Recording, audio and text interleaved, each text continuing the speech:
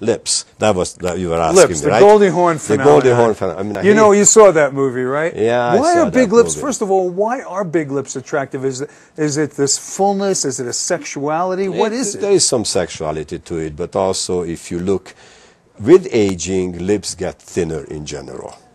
That's the first thing.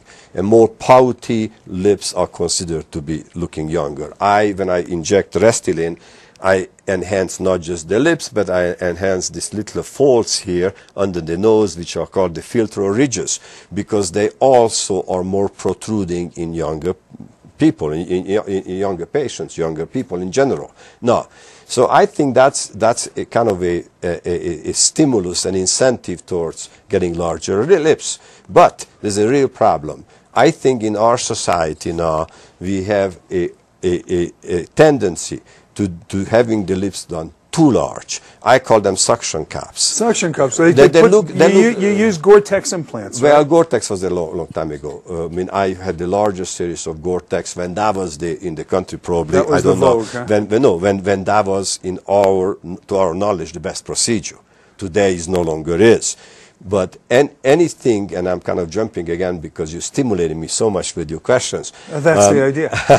Because, you know, any time that for a given procedure like lip enhancement or lip augmentation, if there are 10 to 12 different ways to do it, which they are, incidentally, Gore-Tex being one of them, and collagen and Restylane, Juvederm, and F.A.C.S, etc. We could talk about all this independently, individually. Usually means there isn't one champion method. That's true of everything in medicine. Well, there's 42 yes, treatments. Exactly. Right. Exactly. But it's evolving, and currently I like Juvederm, which is kind of another hyaluronic acid formulation, just like Restylane, but little longer acting, little smoother, little better, little more lends itself to better injectable as an injectable.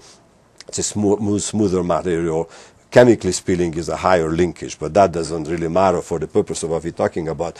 The Goldie Hawn lips, yes, unfortunately, in gyms, you know, in Los Angeles and in society parties and everything, there are such over-augmented lips. Now, the ones that are done with fat, which personally is not one of my favorite ways to do it at all. Where do they get fat? From the buttocks? Well, they can get it any place where there is, you know, and the part of the sales speech there that you get 2 for 1, you get fat removed from here, put it someplace else.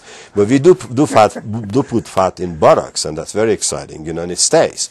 But in the lips, the problem with fat, and it's not just my experience, many of the plastic surgeons who share this experience with me, this opinion with me, is that when you inject it, there's a lot of swelling and bruising, much more than from other injectables. So therefore, the lips are grotesquely large.